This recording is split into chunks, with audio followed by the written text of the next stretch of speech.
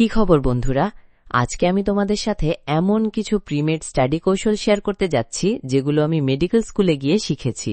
সত্যি বলতে, যদি আমি আগে থেকে এগুলো জানতাম তাহলে আমার পড়াশোনা হয়তো অনেক বেশি সহজ আর ফলপ্রসূ। এগুলো শুধু পড়ার কৌশল না, এগুলো এমন টিপস যেগুলো তোমার পড়ালেখার দক্ষতা এবং পরীক্ষার প্রস্তুতিকে নতুন স্তরে নিয়ে যাবে। গভীরে প্রবেশ করো। প্রথম টপিক, সক্রিয় বনাম নিষ্ক্রিয় লার্নিং। আমাদের মধ্যে অনেকেই এখনো প্যাসিভ লার্নিং করে, যেমন শুধু বই পড়া, ক্লাসে বসে শোনা। কিন্তু অ্যাক্টিভ লার্নিং, যেখানে তুমি তথ্য নিয়ে কাজ করো, সংক্ষেপ করো, প্রশ্ন করো, এটি অনেক বেশি কার্যকর। কিভাবে সক্রিয় লার্নিং করবে? 1. গুরুত্বপূর্ণ তথ্য চিহ্নিত করো। পাঠ্যপুস্তক বা লেকচার থেকে যেটা দরকার সেটাই খুঁজে বের করো। 2. তথ্য সংগঠিত করো। চার্ট বা ডায়াগ্রাম তৈরি করো, তুলনা করো, যেন নিজের মতো করে বুঝতে পারো। 3. মুখস্থ করো সক্রিয়ভাবে। পরবর্তীতে এই অংশে আমি আরও বলবো কিভাবে করব। 4. তথ্য প্রয়োগ করো।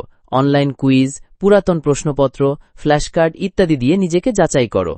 উদাহরণ, আমি নিজে পড়ার সময় যে কোনো জিনিস তুলনা করতে চাইলে নিজেই চার্ট তৈরি করতাম।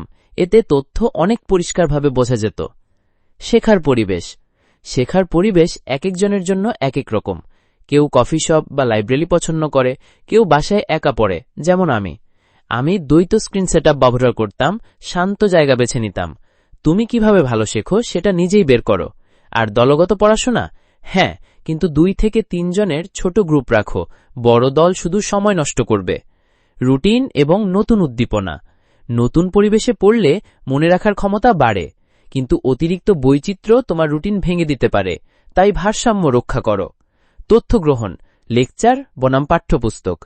লেকচার শুনে টাইপ না করে লিখো, এতে তথ্য নিজে গুছিয়ে নিতে পারবে।